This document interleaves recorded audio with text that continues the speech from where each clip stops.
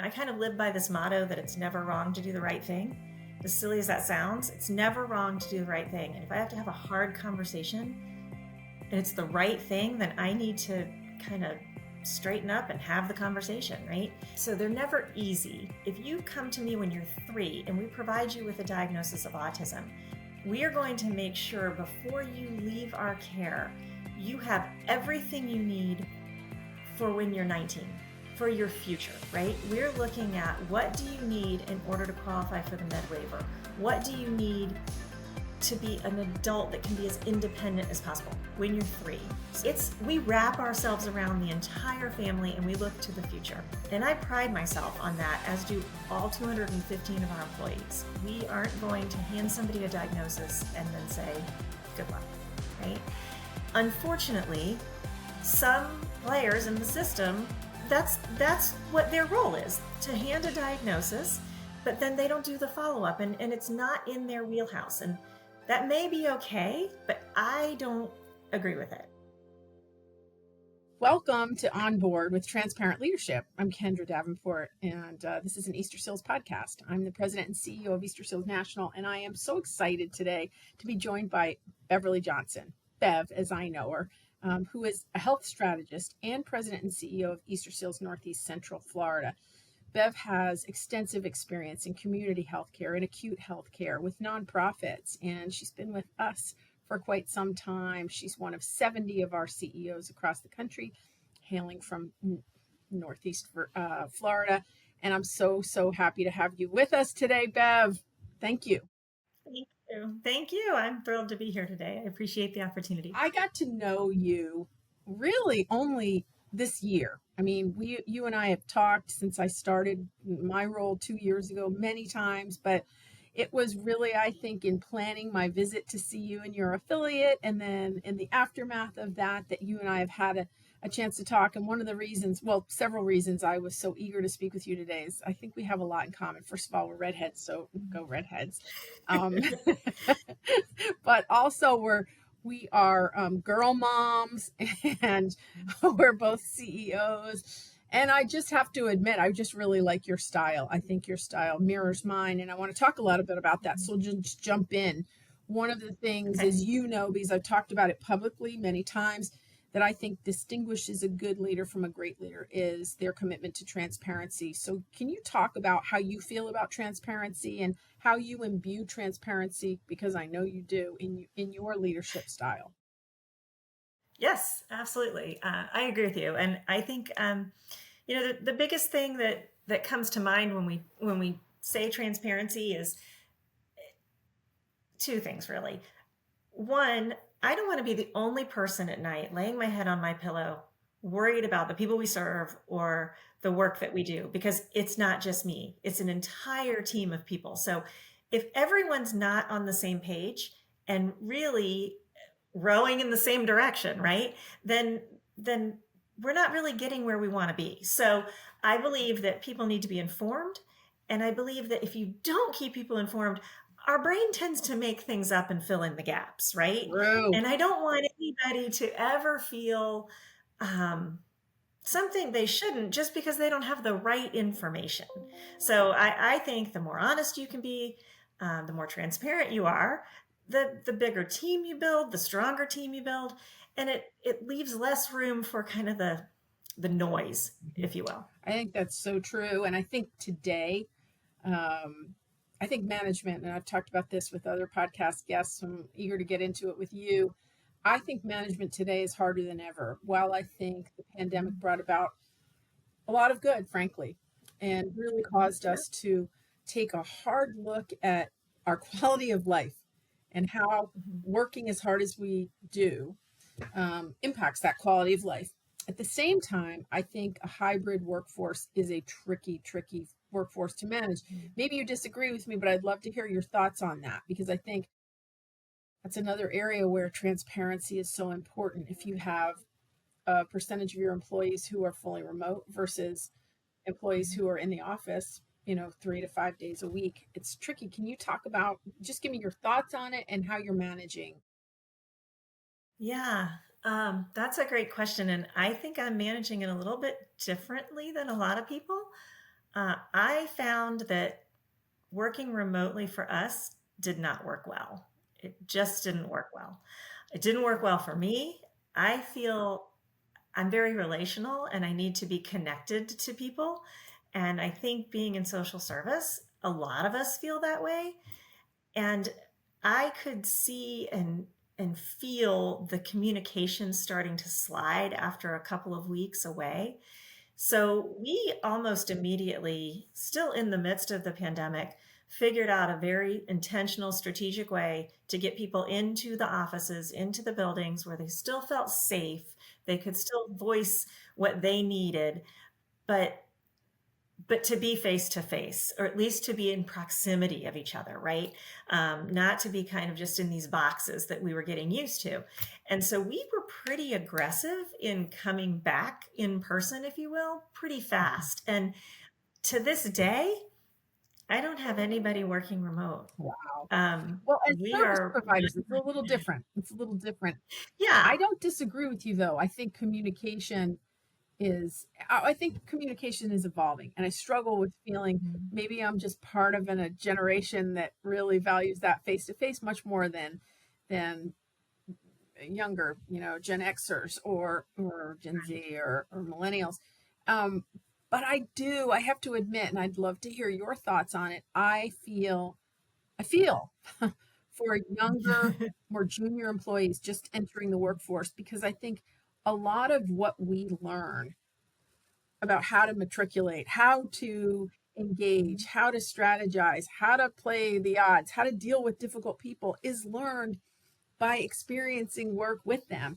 And I wonder, I'm actually fascinated by it, how more junior employees are going to feel 5 years from now, and if they're going to have the same interpersonal skill sets that maybe you and I have. And you're younger than me, but I just think I just think that face to face is so important. Mhm. It is. And I see it right now, even though we are face to face.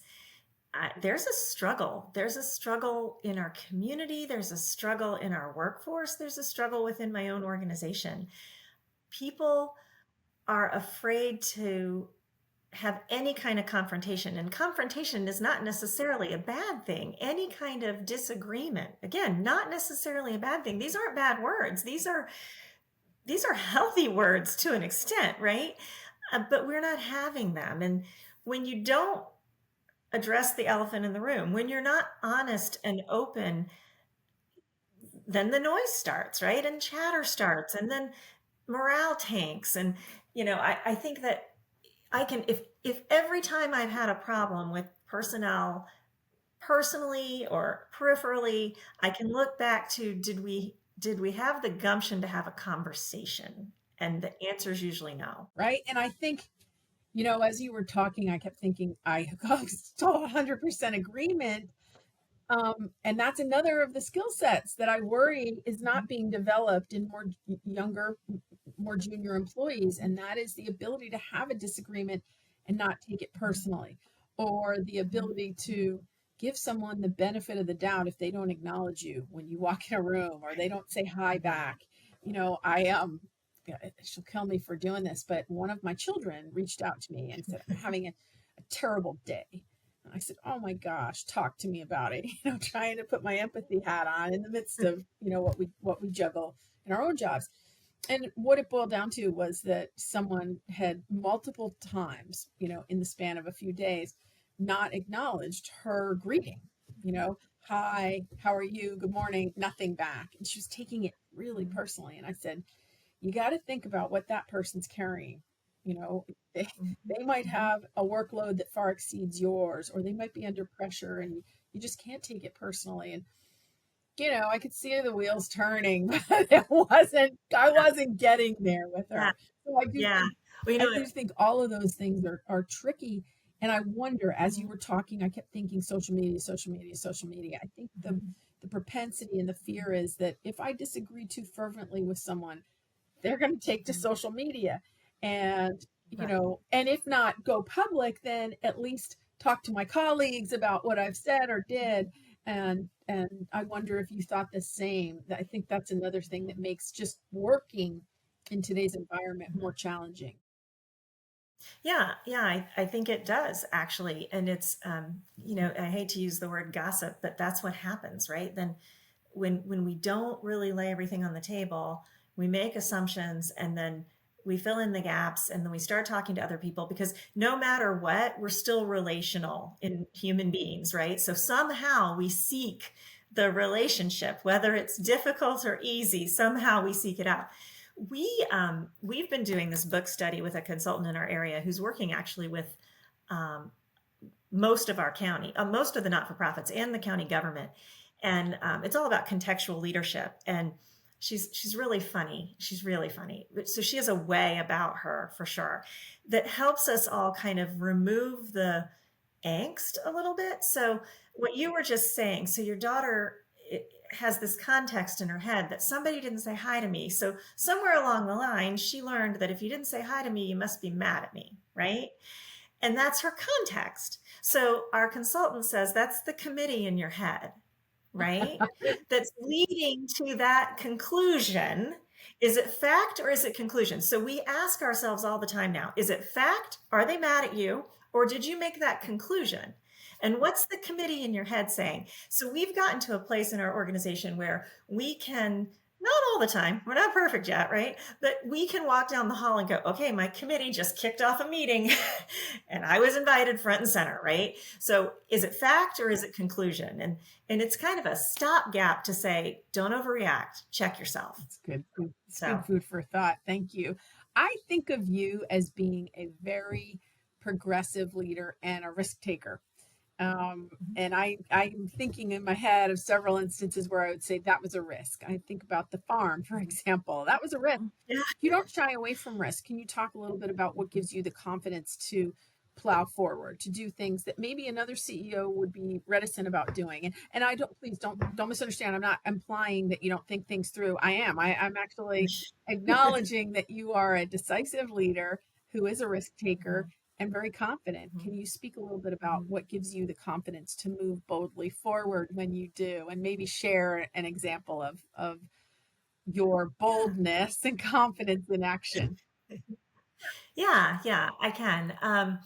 I do consider myself a risk taker, but I like to throw in calculated risk taker. Yeah, exactly. Thought put into Just it. people don't get really scared.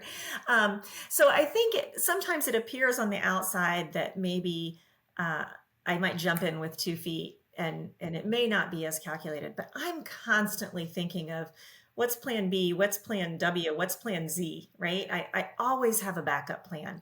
And so I have some confidence because I've worked through in my mind, it never stops. It's on overload.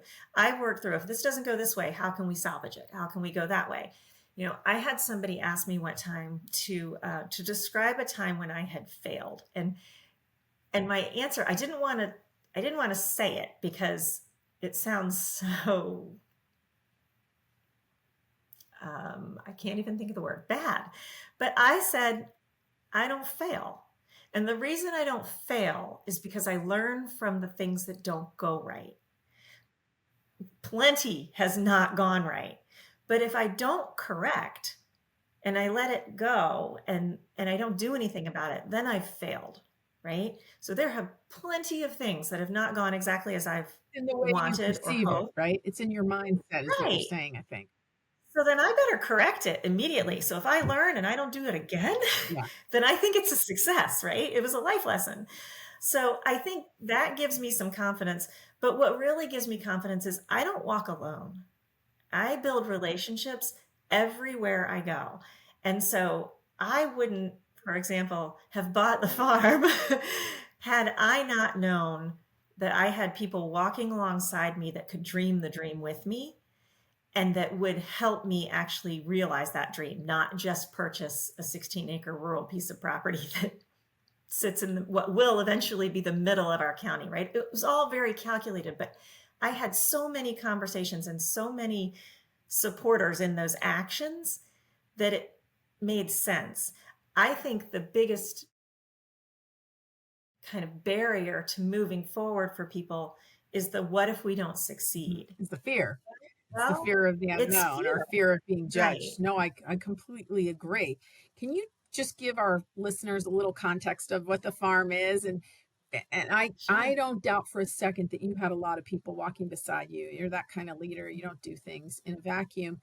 Um, but I do think, it was your vision, right? Once Mhm. you decided that you were going to proceed, it was your vision. Can you just give listeners who maybe don't know Easter Seals well what that farm in your mind is doing and can do in the future and why you bought it?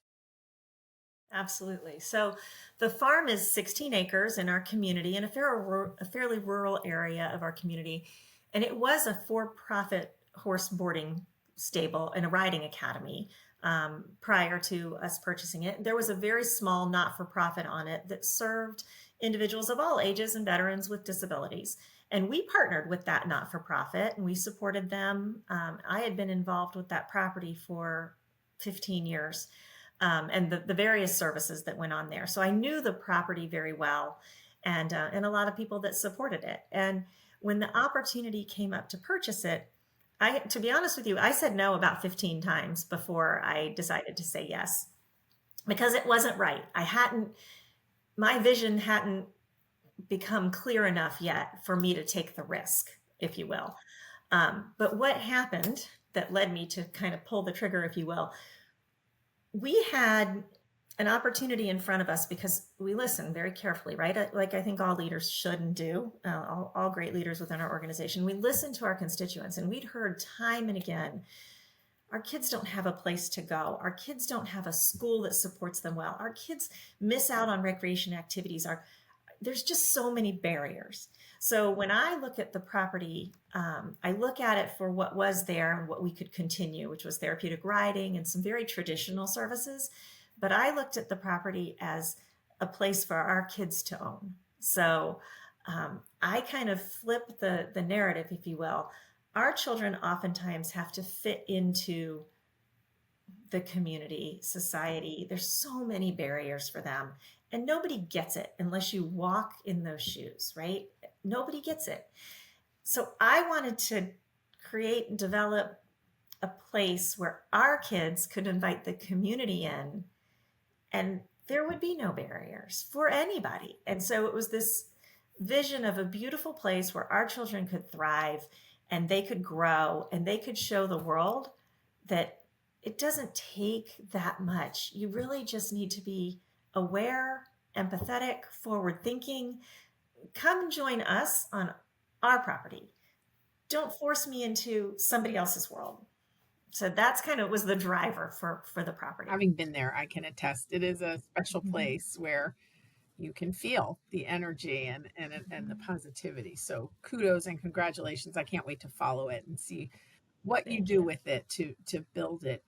Can you talk a little bit because you and I had the pleasure of being on another call today talking about things down the line and what you have planned. And I think I think as women and Mhm. as female leaders in the NGO world, it's very much a part of our ethos to be working all the time, to be thinking constantly. Mhm. You talk a little bit about how you balance that, how you balance life at home with your personal life, with your personal aspirations, and yet manage the pressure that I know is inherent in your day to day job and all that that entails. Can you talk about that for us?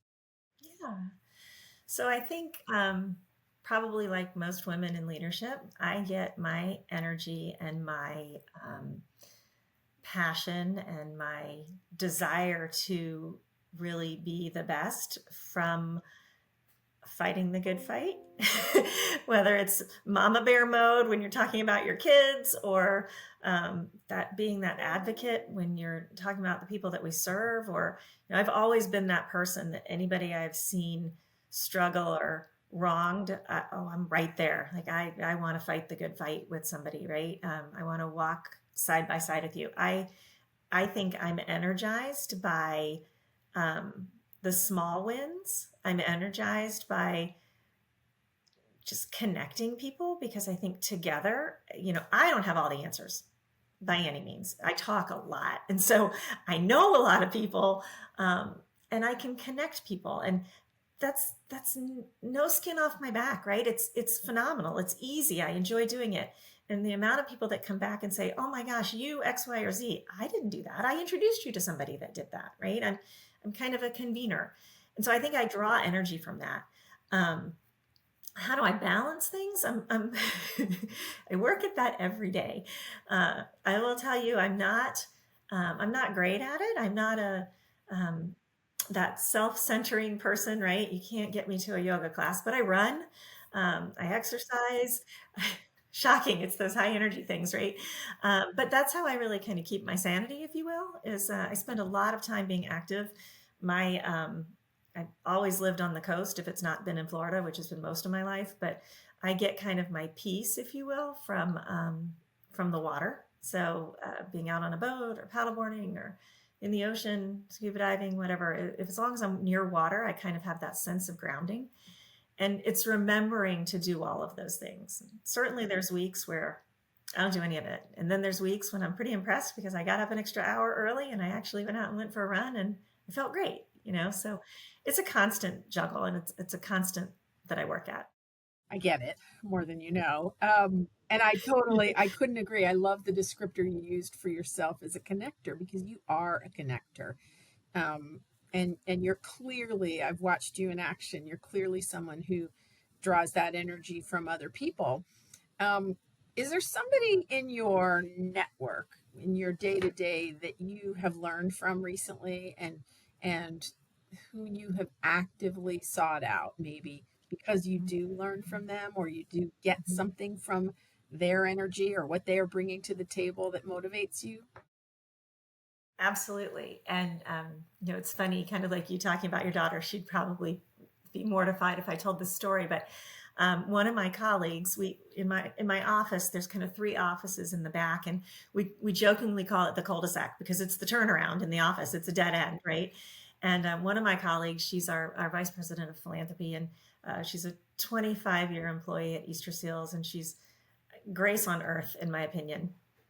But when I interviewed, I one of the kind of segments that I had to do was go for an appetizer and a tea with her, and she was so intimidating, and I was so afraid of What her. made her intimidating? What were you? What? She is so polished and thoughtful, and her words are so intentional, and she's so slow in a good way in how she approaches things. And I was just in awe, but it was intimidating. And I kept thinking, this woman hates me.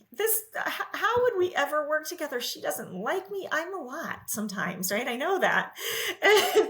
And I kept thinking, wow, she really doesn't like me. She also maintains her professionalism at all times. I mean, she's grace on earth. And so I was unbelievably intimidated by her. And when I got the job, I thought, oh boy, that one's going to be a hard nut to crack.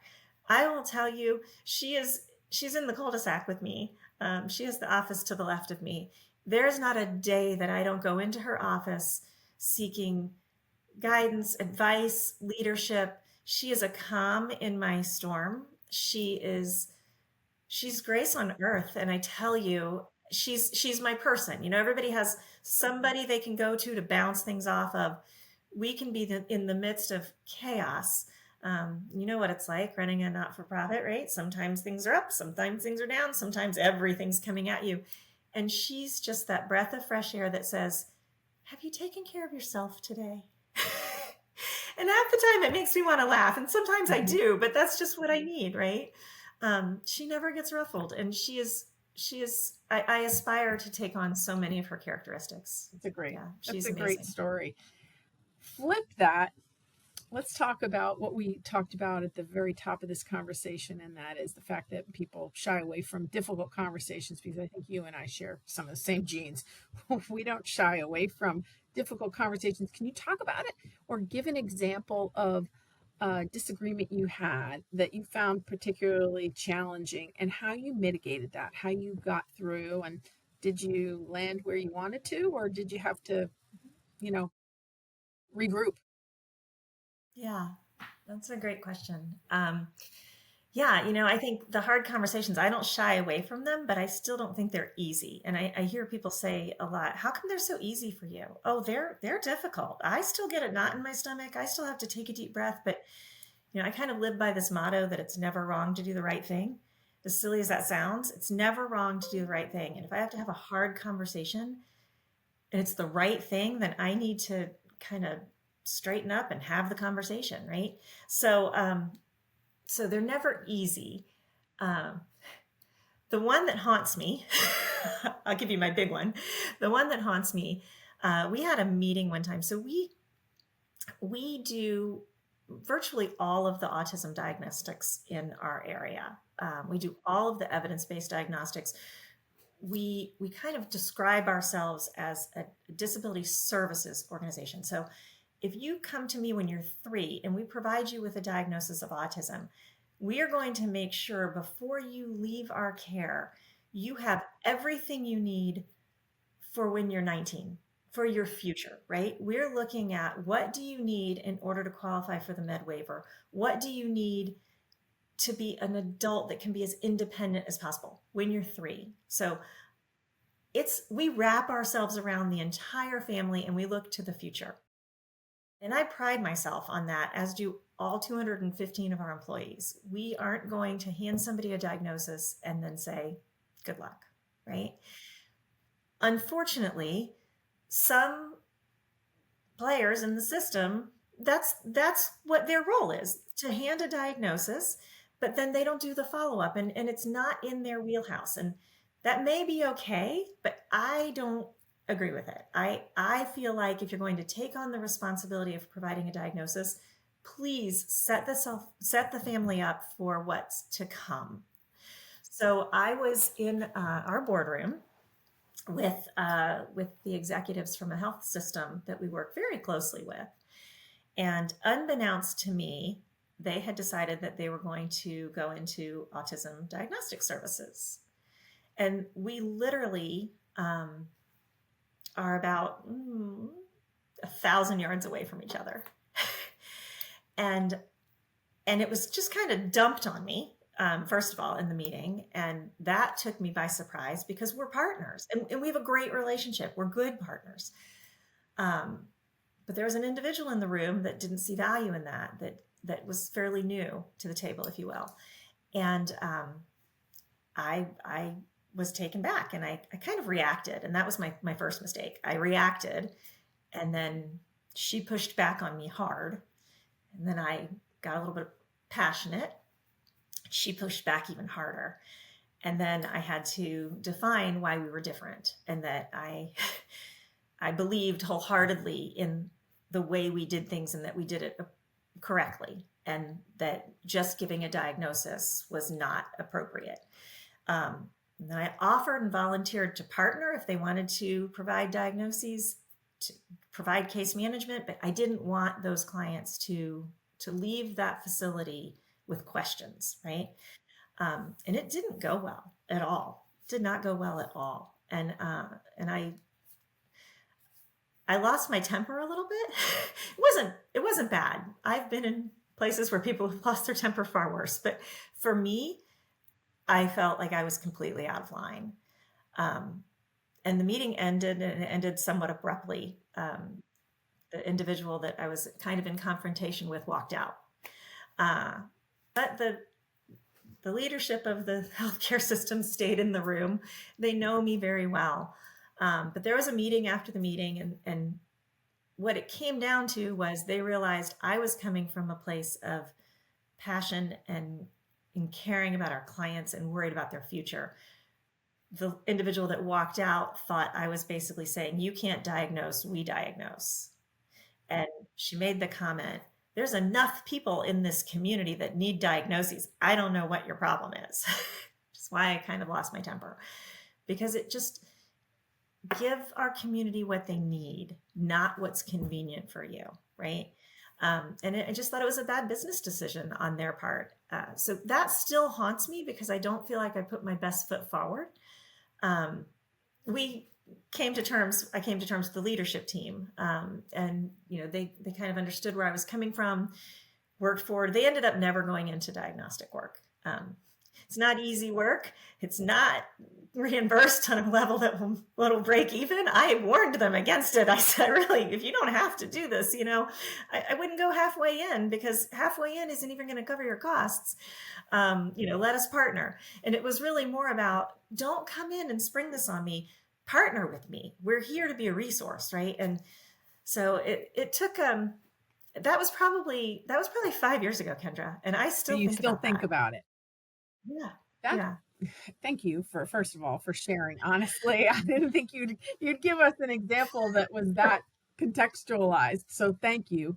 Um, Very recently, I sent my entire team, and I think you and I have talked about this. I send a daily message out. Usually, I get it done 3 to 4 days a week, not usually 5, and it covers all matter of things. And in this daily message I sent out earlier this week, I think it was, I talked about a study that I read about, that I learned about, that Cornell University did about worry. And their study, you might be familiar with it, found that 85% of the things we stress and worry about never come to pass.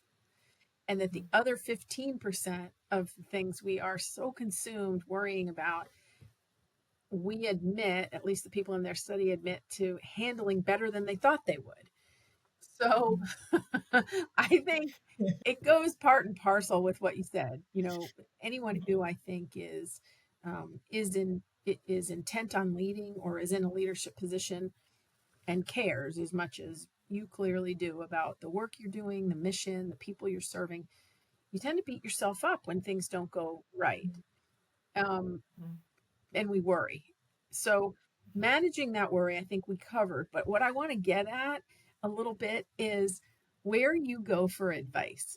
Is there a mentor in your life you go to for guidance when things don't go right, or when you can't manage that worry, or when the stress or something that you're preoccupied with is threatening to consume you?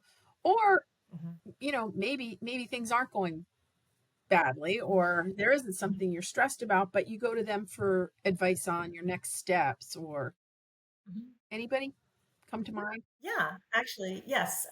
Two people come to mind. I have a former colleague who ended up becoming a very, very, very dear friend of mine, who in a prior organization, who went on to become a consultant, and she works internationally, and um, she's always been somebody that I admire.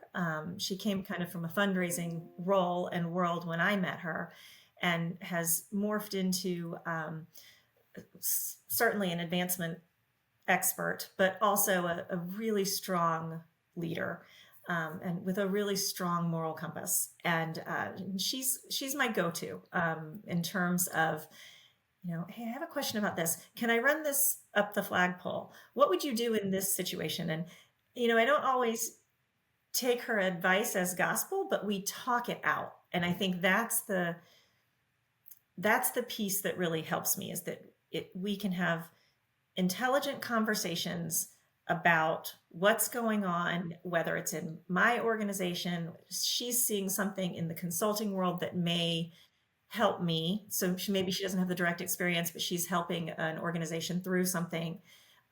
So I'm able to kind of garner those insights that she has from a broad base. And we can talk out what's going on. And she's the person I go to when I have something to celebrate. I have something to celebrate today. When I'm done working, the first phone call is going to be to my friend and colleague and say, guess what amazing thing happened at work, right? So she's there, and she's a constant for me. And then, believe it or not, I have, well, you would believe it, I have a CEO friend that leads a partner agency here in our community. And we schedule a monthly lunch. We work together. We see each other at a million meetings. We work together on a lot of projects, but we schedule a monthly lunch to just download. And it can be personal, it can be professional. She's a mom of girls also. She's a girl mom, and she's in that leadership role as well. And she gets it. And so we can just hash it out over lunch, and then close up lunch and go back to our jobs. And so those two people are the ones that really drive me and kind of help me think about things a little differently sometimes. I love that. And I knew you would have mentors. I find that where I go for assistance or guidance, or where I derive ideas, is evolving all the time. And it might have, Mhm. I think at one time it was, I would look to other leaders. I would look to other Mhm. women, primarily in the corporate sector or in the nonprofit, who I thought were doing a great job, who I wanted to Mhm. emulate. And then gradually over time, I think that evolved into reading. I read an awful lot, Mhm. and then it evolved into podcasts, and then it evolved into just looking at some of my friends who do very, very different things. Mhm. Lately, one of the things I've been paying an awful lot of attention to is how leaders are responding to political climate. And I don't want to get into politics, don't worry. Mhm. But I think politics in the United States, have put nonprofits in a precarious position. And I mean that because I think the landscape is constantly changing. And one thing that doesn't change is need. The need Mhm. Easterseals, for example, fulfills the need many of our counterpart organizations that operate in the nonprofit world, fulfill. And if I take that one step further, I I think we have to plan a little bit more carefully and pivot. And I talking to other CEOs outside the network of Easterseals who say frequently, "Oh, I'm working on contingency plans for what happens with the presidential election." And I think to myself, and I did just think this yesterday, I'm trying to get through the week. I'm looking at what's happening in November. What are your feelings, if any, about that? And does anything I'm saying resonate with you, or do you think, Kendra, you're all Mhm. wet? Like, stop worrying. Yeah, no, what you're saying resonates with me. And again, I think we have some similarities there, right? And and I know when I put on my thinking cap, right? I know that the political waves can significantly challenge us or support us, but I don't see it like that. Every day we wake up and there's a new challenge coming at us, no matter who's in office or what's happening in the world. If we think that this is going to be our problem and our challenge, we're going to be blindsided by something else. So to be completely open to just realizing that you've got to manage everything every day, and that sounds very willy-nilly, right? But it's not. I've got to be open to what's going to come our way. And the bottom line is it doesn't matter what comes our way, we have to respond. And so we can put together plans, and I always have an A through Z, right? As you do too. You do. So if this happens, then we're going to try this. And if that doesn't work, well, then we're going to pivot and we're going to do this. I can't hang my hat on something hasn't happened yet because I also don't know how people will respond to our cause. I've been very pleasantly surprised that I have bipartisan support that is so strong. And and even if Easterseals or disability services or anything in that realm is not somebody's primary cause, nobody can argue that it's not great necessary work, right? And so I think, I've never met somebody I can't get along with, honestly. Somebody out there, everybody has something in common with me. I have something in common with everybody, even if it's just that we're human beings. So surely we can come to common ground somewhere and I can find people that can help me navigate and maneuver whatever comes our way. But I feel like if we take the what if and we program our entire world around the what if, well, what happens if it never comes to fruition? Back to the worry So, study, right? I mean, all the things that are in our head right. are 85% of them, according to Cornell, are not going to come to fruition. So I think Right. that's so true. Um, we're all efficient in different ways. And I wonder if there is a tool that you use day to day. And I don't necessarily mean it has to be in the true form of a tool. I'm not talking about software specific, but is Yeah. there something you do that helps you be efficient at work that you'd love to share, or a trick you use, or something, a habit? Everyone who knows me knows I am a huge proponent of James Clear's book, Atomic Habits, and how the aggregation of marginal gains, just little baby steps over time, turns into, great achievements. Can you talk a little bit? Is there something, and it's okay if there's not, but I'm guessing there are a few things you do that help you be efficient, that help you manage and help you juggle? Yeah. So um, the number one thing I think people know about me would say about me, if you asked other people, how does Bev keep things straight? Sticky notes. And as tangible of an answer as that Yeah. is, right? I am the sticky note queen. And it's funny because I did a lot of work in my prior organization, which is the YMCA, on human-centered design and development. And we kind of cluster things through the use of sticky notes, right? And I felt like, oh my gosh, I was born to do this, right? Because sticky notes are my best friend. I love that I can write one Mhm. small thought on it, rip it up and throw it away, right? So that's kind of my tangible process. And then otherwise, I prioritize things in categories in my mind, if you will, and work and home may be all morphed together, right? Like most important Boy, thing that I have to do at that work sounds familiar. is X, Y, and Z. But then, oh, don't forget your daughter needs this, right? So there's not a rhyme or reason to the outside eye, but in my mind, if it's that important, these are the things that I'm working on. And I'm a huge list person, and I share my lists, I rewrite lists, I don't ever check things off my list because they're never done. They're never Um, done. but I try. I read a lot, and I try to pick up habits from other people, and some of them stick, and some of them I take one or two pieces of, and I log it into whatever's going to work for me. And to be honest with you, depending on how stressful the time is, I might have different processes that really work for me. Mhm. You've had a great career so far.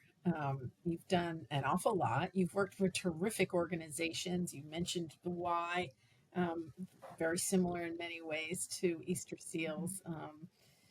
Is there something that still stands out there, or that in your mind that you can share, that you haven't achieved yet professionally but want to achieve, or are you good? Yeah, I want to see the farm come to fruition. I have um, I have a big dream to have a private school for our kids on this property with wraparound services that are inclusive, that like I said before, give our kids the opportunity to own that space. And I am I am great on the path that I'm on, as long as that road goes and it can get wider, right? It's not a narrow path by any means. I love the path that I'm on. I really want to see that property come to fruition. I will be so excited when it does, but that's just going to lead me to the next thing that we can do, right? So I'm really driven by the possibilities, and I think when my brain starts saying, I don't know what else is possible, then I might be done. But I'm pretty creative, so I think I got a long way, a lot left in me. Think about a younger version, much younger version of yourself. If you were going to give yourself or anyone, let's say brand new in their career, who wanted to get to where you are now, one piece of advice, what would that be?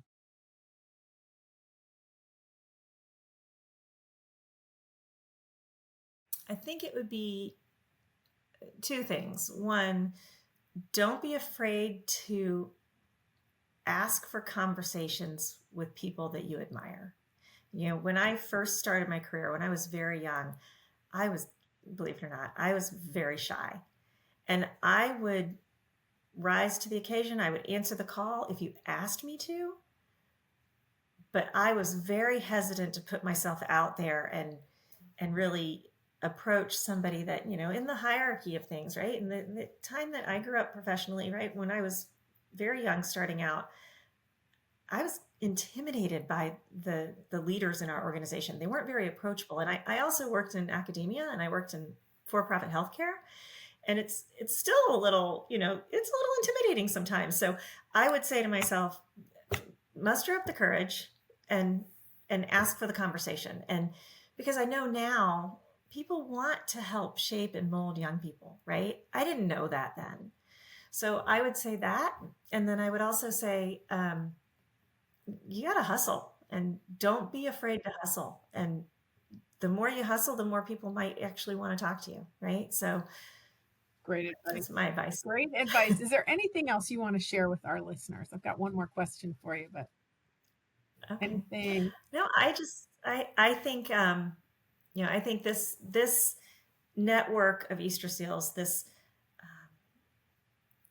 federated organization, which, I've been part of for-profit healthcare, kind of corporate settings. I've worked in academia and in healthcare and in teaching. But to be part of a nonprofit that's a federated organization, which I've spent most of my career, the YMCA and Easterseals, there's so much opportunity and so many just amazing people to partner with and learn from and share successes and sorrows with.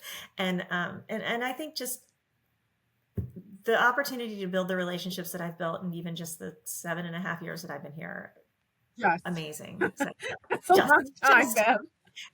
Sometimes it seems like yesterday, Kendra. Sometimes it seems like it's been forever. But it really, truly, I mean, from the national staff to people in Pennsylvania and California, and it's just phenomenal to have this network. And I don't take that for granted. I think it's amazing. Thank you. I knew I would enjoy this conversation. Thank you so much.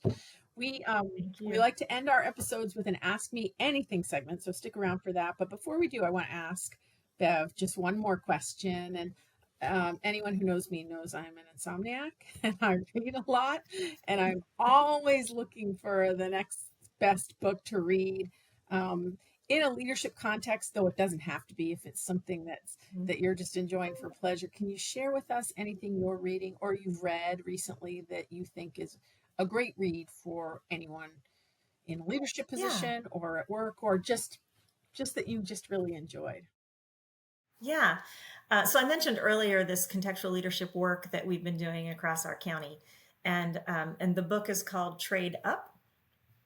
And Rayona Sharpnack is the author, and it's a quick, easy read.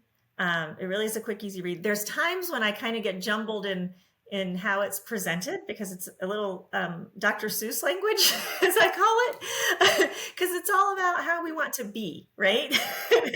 But it really is. It's an easy read, and it's great, and it talks about, who are you and why are you that way? And do you have to stay that way? Your experiences have developed who you are, right? Or have helped you develop who you are.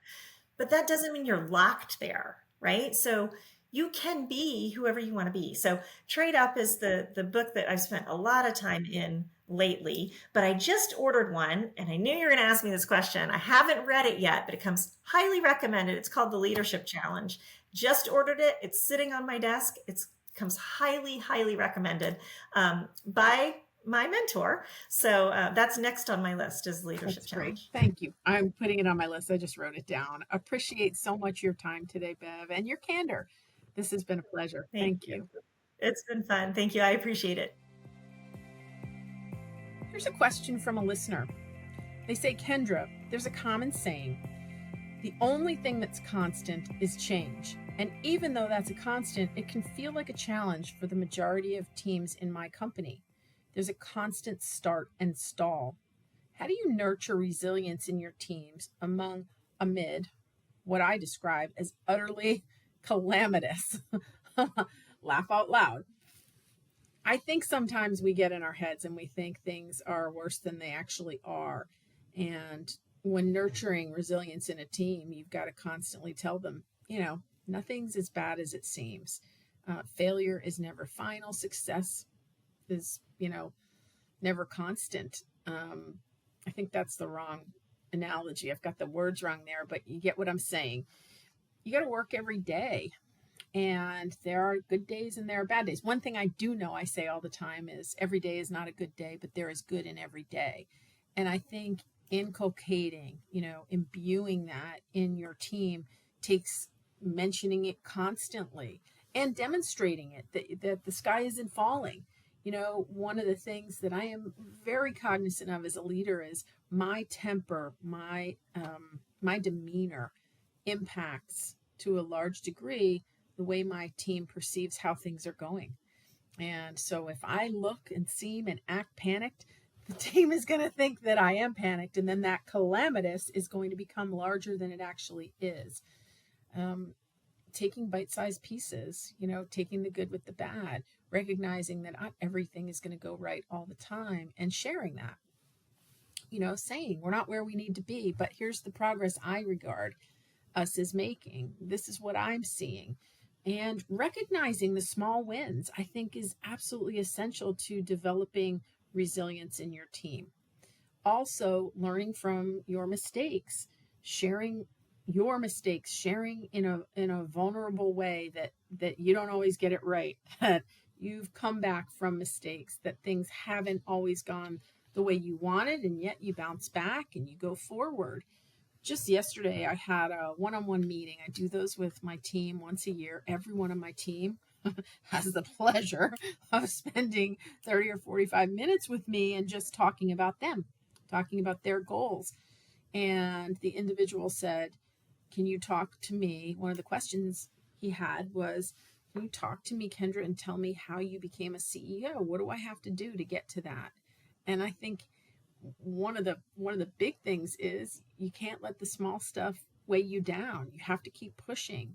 You have to, take the good with the bad, but not let one failure or one goal not realized impede you from trying to go after other things that are going to be difficult to attain, achievements are going to be difficult to reach. I think that's it. I think it's just taking the good with the bad and sharing with your team when you're happy with them, and recognizing and calling out the things they are doing that are working really well, and lifting them up when they're disappointed or when they, encounter a setback, and ensuring as a leader that you are always glasses half full, right? You are looking for the good and the positive. That helps breed resilience, I think. Easterseals empowers people with disabilities and their families to be full and equal participants in their communities and within society. Easterseals is where everyone can feel welcomed and people know that they aren't judged, but treated with the dignity that they deserve. Each day, we provide life-changing services nationwide and advocate for policies that improve quality of life. From employment to housing services to job training, childcare and respite care, adult day programs, and so much more, Easterseals is making a profound impact in thousands of communities every day. You can learn more by visiting Easterseals.com. That concludes our episode. Thank you so much for listening.